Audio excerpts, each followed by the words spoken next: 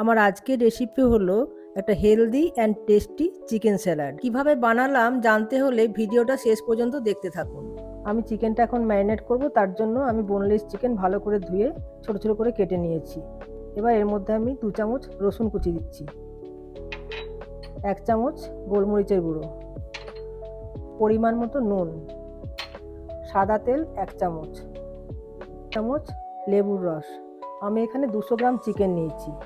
এবার এটাকে ভালো করে মেখে আমি 1 ঘন্টার জন্য রেখে দেব। আমার ভালো করে ম্যারিনেট করা হয়ে গেছে, এবার ঢাকা দিয়ে 1 ঘন্টা রেখে দেব।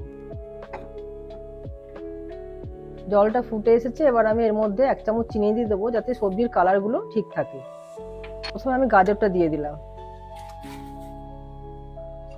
বিনসটা দিয়ে দিলাম, এবার আমি ব্রোকলিগুলো দিয়ে দেবো, দিয়ে 2 মিনিট মতো সেদ্ধ করে নিয়ে জল ঝরিয়ে নেব।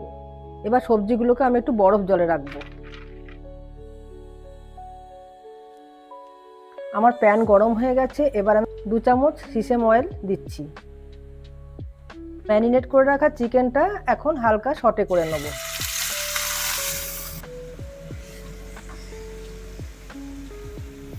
এবার আমি অন্য একটা প্যানে সবজিগুলোকে হালকা সটে করে নেব। তার জন্য আমি 1 চামচ তেল দিলাম আর দিলাম 1 চামচ বাটার।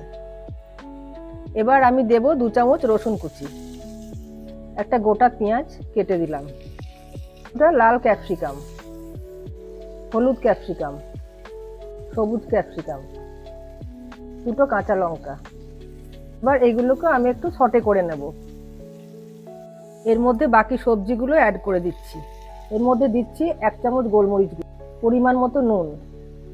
সটে করা হয়ে গেছে, এবার আমি চিকেনগুলো অ্যাড করে দেব।